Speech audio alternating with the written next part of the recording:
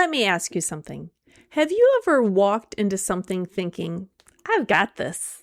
Because you prepared, you thought it through, you gave it your time, your energy, and your attention. You didn't just show up, you showed up ready. And for a moment, there's this quiet confidence, like everything is going to line up, like the effort is going to pay off. Like this time, it's going to go the way you expected it to. And then it doesn't. Not completely. Not the way you pictured it. Not the way you planned for it. And that moment, right there, it hits a little different. Because it's not just about the outcome. It's about the thought that follows it. But I did everything right. And that thought sits with you. It can frustrate you, confuse you, make you question what you missed or what you could have done differently. Because when something falls apart without preparation, it's easier to explain. But when you did prepare, when you took the time, when you tried to do it right, and it still doesn't turn out the way you expected, that's the part that lingers. And that's okay. Because today we're talking about that space, the space between preparation and outcome, the space where effort doesn't always equal results, and what it means when you did everything you could and it still didn't go the way you planned. Welcome to And That's Okay, the podcast that empowers you to master your emotional world.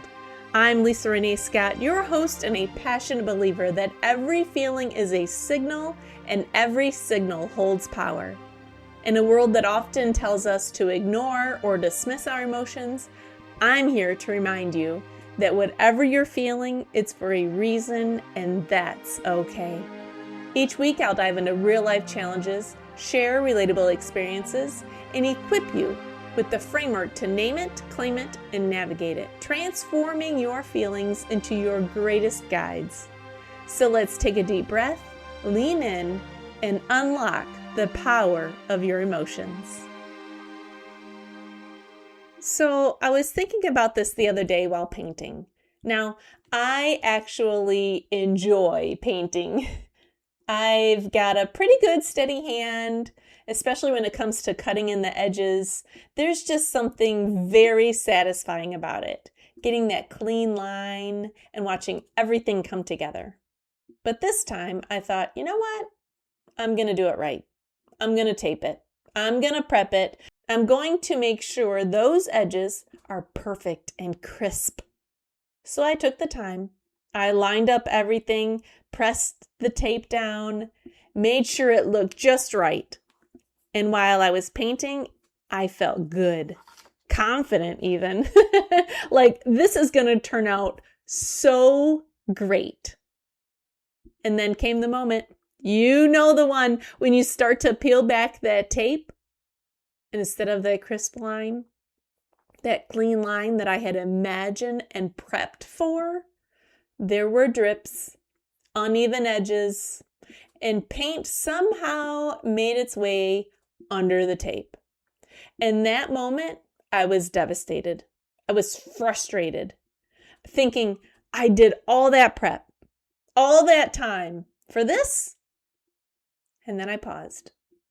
Because here's the truth. Preparation does not guarantee outcome.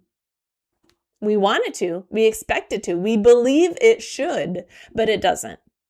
And that gap between what we prepared for and what actually happens, there's a lot of emotions that show up in there. Sometimes, even when you prep, it doesn't go the way you expected. And that can bring up disappointment. Like, I did everything right. Why didn't it work?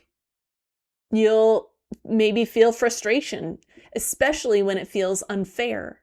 Maybe self-doubt, thinking, maybe I'm not as good as I thought I was.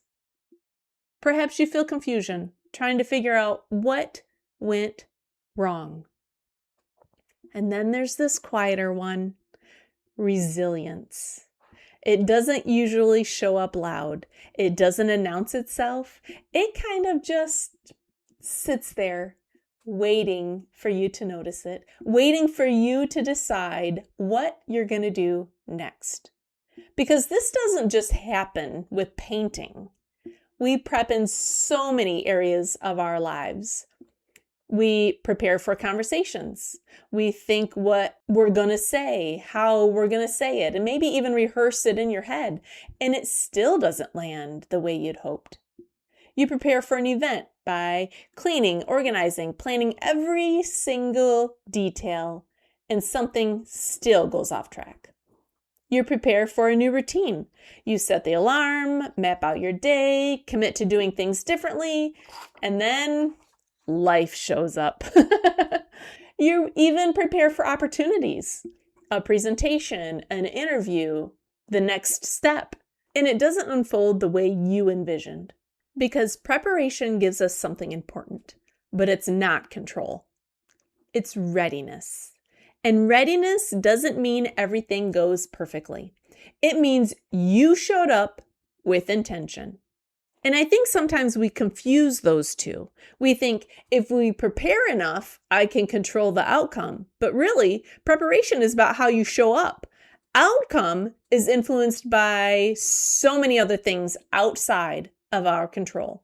Timing, other people, unexpected variables, even something as simple as tape that doesn't stick the way it should. And yes, that can be frustrating because effort feels like it should equal results, but effort actually equals something else. It equals growth, experience, learning what works and what doesn't. Even if that lesson comes from paint bleeding under tape. And maybe, just maybe, it also teaches us something about ourselves, like how you respond when things don't go as planned. Do you shut down? Do you get critical? Do you walk away? Or do you pause and try again differently? Because that moment, that reaction, that's where the real work is. I want you to think about something you recently prepared for, something you put time, effort, and energy into. I want you to think about a time when it didn't turn out the way you expected. Not the worst case scenario, that's where we can go very easily. I want you to think about a time when something just didn't go how you planned it. And I want you to ask yourself, what part of that situation was in my control and what part wasn't? Because sometimes we carry disappointment for things that were never fully ours to control in the first place. Now, let's take this and make it usable with some action steps, something you can apply in your day, your week, and your life. Number 1, separate preparation from outcome on paper. Take one thing you're currently preparing for, draw 2 columns, and on one side, put what can I control? And on the other side, what can't I control? And I want you to be very specific because this helps your mind stop blending the two together. Because when they're blending, you take responsibility for everything, including the parts that are not yours.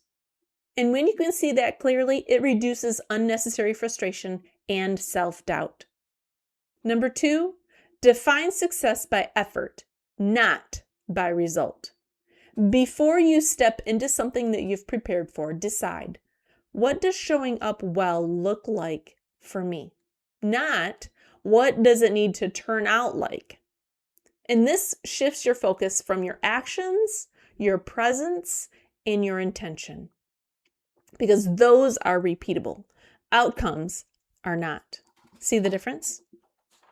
And when you measure success this way, you build confidence that isn't dependent upon any other thing that's outside of your control.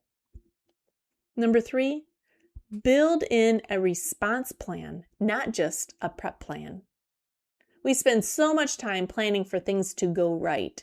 Try this instead. Ask yourself, if this doesn't go how I expect, how do I want to respond?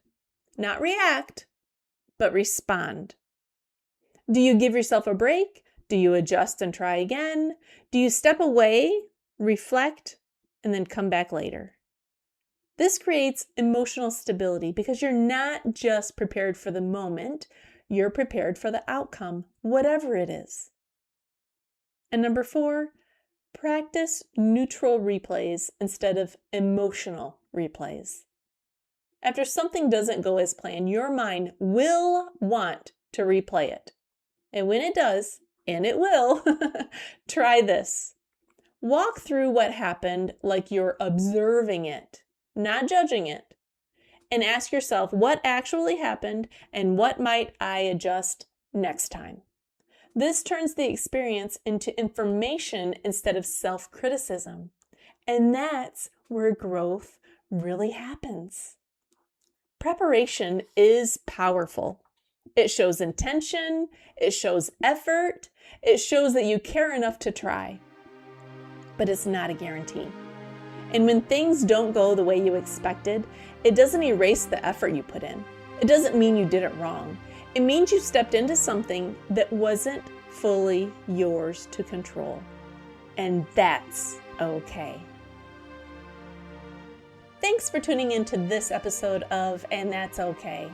I hope our conversations left you feeling validated, empowered, and equipped with practical steps to name it, claim it, and navigate it in your own life. If you found value in today's message, please subscribe, leave a review, and share this episode with someone who needs to hear that their feelings are valid too. And if you're ready to dive deeper into transforming your emotional landscape, you'll definitely want to grab a copy of my book, And That's Okay. It's available on Amazon or through my website. Just check the link in my bio or the captions of this episode. For daily inspiration, reflections, and more tools to support your growth, come connect with me on social media. I'd love to hear how you're applying the Name It, Claim It, Navigate It framework in your own life.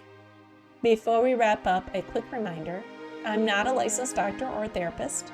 I'm simply sharing experiences and insights that have helped me and countless others along the way. My mission is to empower you with the tools, not to replace professional medical advice. Remember, whatever you're feeling or going through, you have feelings, and that's okay.